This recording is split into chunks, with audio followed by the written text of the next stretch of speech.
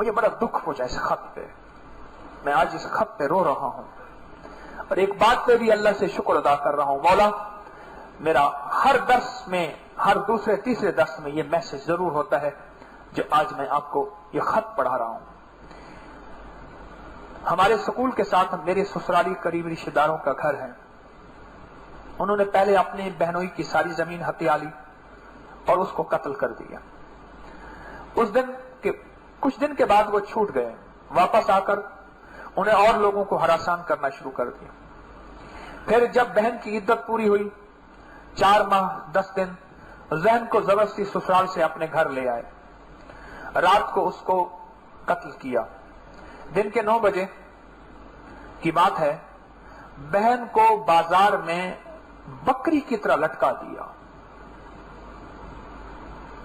بکری کی طرح لٹکا دیا اور سب گاؤں والوں کو بلایا کہ دیکھو یہ نشان عبرت ہے. اگر کسی نے کسی کو، پولیس کو، کسی ایجنسی کو کہیں اطلاع دی، تمہارا انجام بھی ایسے ہوگا. تم جانتے ہو ہم کون ہیں.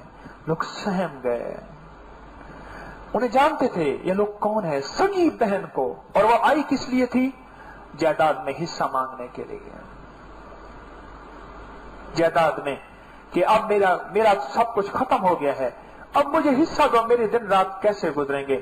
بہت مالدار ہیں.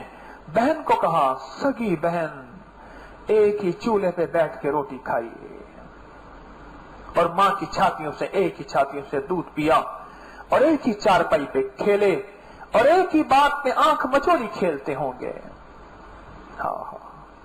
میں رات اپنے بچوں کے ساتھ آنکھ مچولی کھیل رہا تھا.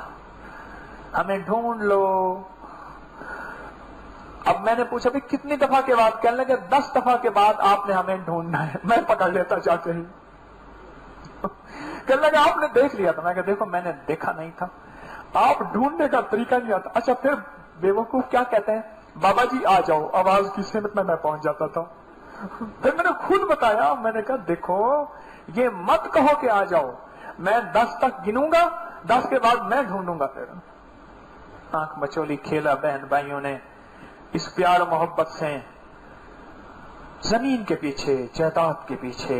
ہائے ہائے، بہن کو ذبح کر دیا، قتل کر کے اس کو پھانسی لٹکا دی اور سارے علاقے والوں کو بلایا اور بلا کے کہنے لگا اس کو دیکھ لو. یہ بندہ مجھے آج کوئی خط دے گیا ہے. کچھ خط وہ ہیں، کچھ میں نے جیب میں ڈال لیے تھے. آج کی جو ڈاک ہے جیب میں ڈال لیے. آگے سنیں.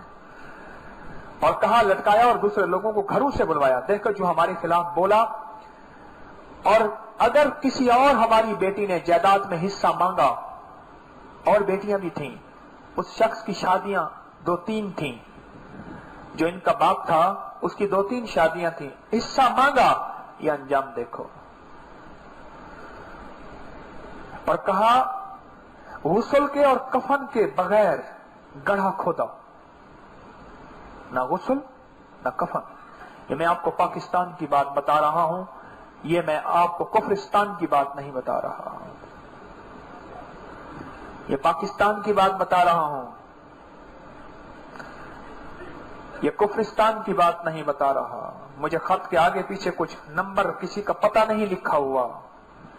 دینے والا مجھے دے گیا ہے اور اس نے کہا ہے کہ اس وظیفے کی میں نے تاثیر دیکھی ہے، آپ کو تاثیر بتانے کے لیے خط لکھا ہے. کہا کہ 1.5 سال کی بچی دودھ پیتی ماں کی لاش سے لپٹ کے رو رہی تھی. میرے آقا مدینے والے کی شفقت اور کریمی ایسی تھی، اگر بچے کے رونے کی آواز آ جاتی آپ اپنی نماز مختصر فرما دیتے تھے. جماعت کی نماز کرا رہے ہیں مسجد نبوی شریف میں. امام اور امام الانبیاء سے بڑھ کے کائنات میں کوئی ہستی ہے؟ آج ہم حسن سے، حسین سے، حضرت علی سے اور سارے صحابہ اہل بیت اور صدیق اور فاروق اور عثمان رضوان اللہ اجمعین سے اگر محبت کرتے ہیں تو پیچھے تو محمد جیسی ہستی ہے نا. آل بھی محمد کی بغیر آل نہیں. ہستی آل کی نسبت محمد سے ہے تو وہ آل ہے نا، صلی اللہ علیہ وسلم. نماز مختصر فرما دیتے تھے بچوں کی وجہ سے.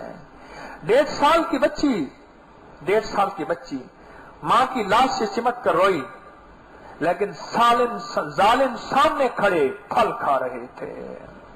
धूप में लाश पड़ी हुई है और बच्ची मां की लाश से लिपट के रो रही है, और वो चैलेंज कर रहे हैं, ख्याल करना, देख लिया सब कुछ, अगर किसी ने इत्तला की उनका अंजाम भी ऐसे, और सब रिश्तेदारों को, बहनों को भी बुला लिया एक तरफ, देख लिया इसका अंजाम, अगर तुमने भी हिस्सा मांगा जायदाद में।